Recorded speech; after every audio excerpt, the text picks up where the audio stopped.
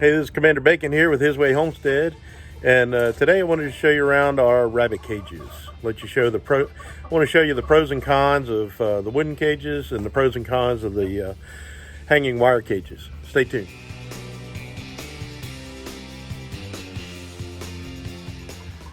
All right, so this is the wooden cages that I built, the very first rabbit cages that we built, and I would do a lot of things different. So let me flip the camera around and I'll show you exactly what I'm talking about. All right, so what's the first thing I would do different? I would not use wood. I would use all wire. So let's take a look at this cage, and I'll show you some of the problems that we've had. All right, hey big boy. He's one of our big bucks. Okay, so first off, you'll see that? He's chewing on it. Let's see if I can get in here better. Okay, scoot over this way. Look at that. Look how much he chewed that. He even ate the wire. So I need to fix that. And see these J-clips right here? Right here. These things rust up and they become detached. And this 1/2-inch wire is really thin gauge and it is not strong enough. So, and you can look up here. He even chewed this up here. It's crazy. And they'll pull on the wire and tear it all to pieces. And it's just, you know, right now he's eating it now. Get out of there. Don't do that. Don't do that. That's not good for you. So they like to chew everything up. Rabbits are chewers. All right. So I thought I could be clever too and put this corrugated plastic. She sees me out here and she wants food. So she's rattling in her cage to get some food. So you can see on the front I've got this 1-inch square wire. And that's a little stouter wire, and that's what I should have used instead of the 1/2-inch wire in the back and in the middle. So heavy wire is the key. Again, you can see these J-clips. Some of them are rusted up to pieces. Some of them are okay.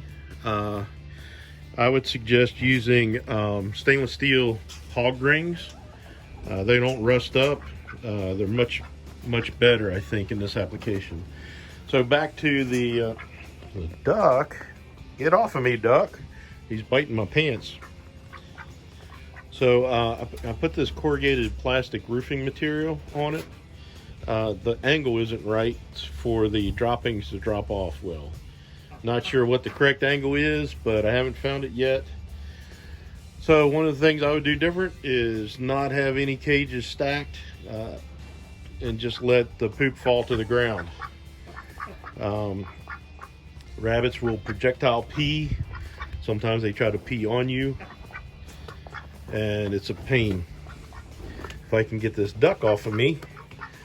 So here's our new Texas A&M New Zealand rabbits that we picked up. These are a new breeding stock, and this is what we had for our grow out cages, right? And it's still really good for grow out cages. I don't think it's good for breeding. And we'll probably end up doing is I want to build some more hanging wire cages just for the breeders. And if you saw our rabbitry visit video, the cages that they had were really cool. They had a little sloped top on it, and it was easy to access the rabbits. The female breeder cages had a little recessed nesting box area in the floor, which I thought was a great idea. They're all mad at me. What are you doing? What are you doing? So they're thumping and everything. And you can see how the poop piles up. It gets all nasty and sticky. I'd rather not deal with that. So these are just, this is like 1x2 wire that this is made out of, and 1/2x1 on the bottom. The problem with this, why we wouldn't use these cages for breeding cages, the the door is not big enough to put our nest boxes inside of it.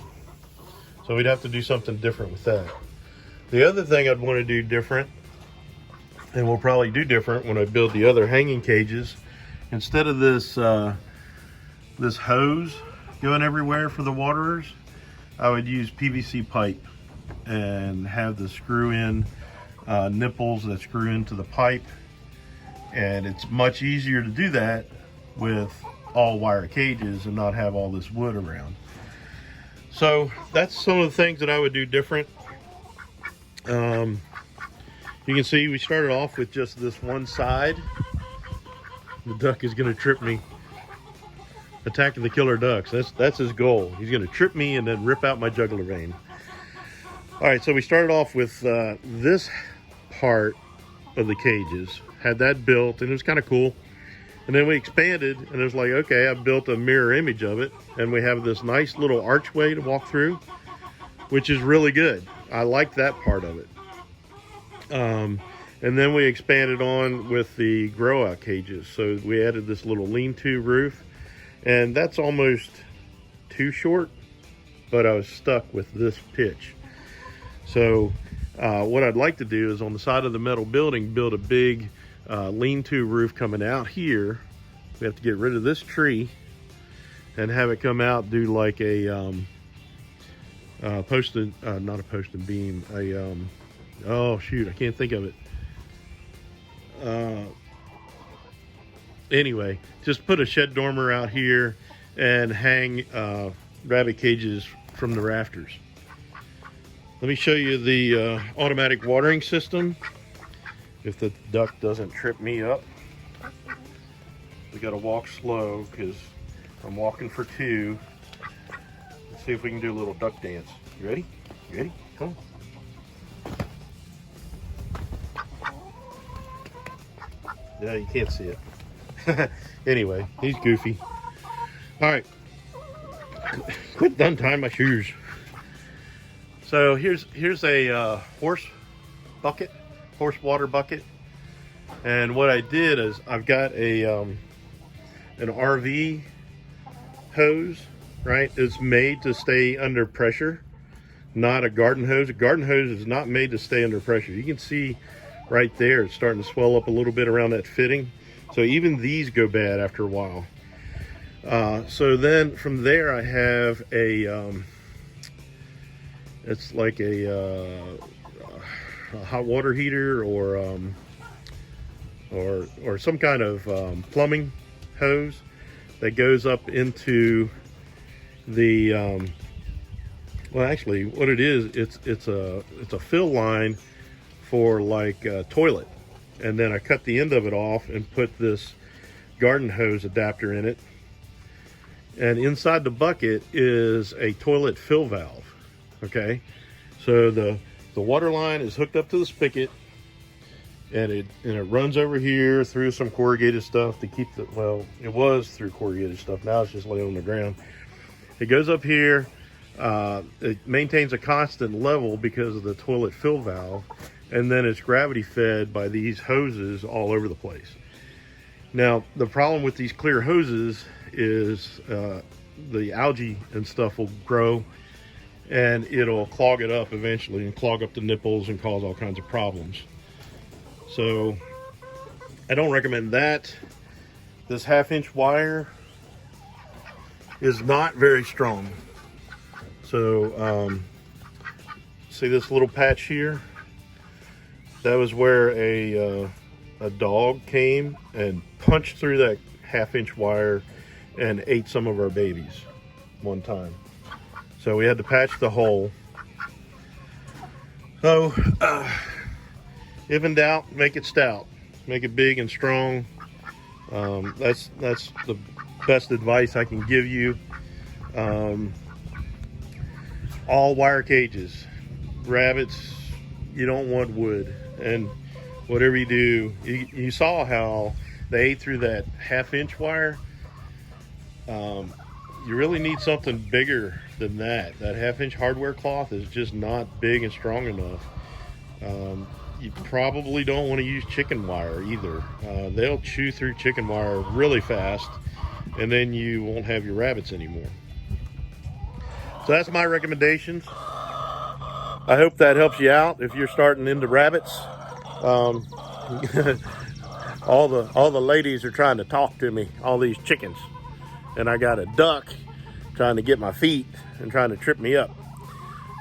So anyway, I hope that helps. That's kind of what we do. I'm not saying it's the only way, definitely not the only way, definitely probably not the best way, but that's what we've done.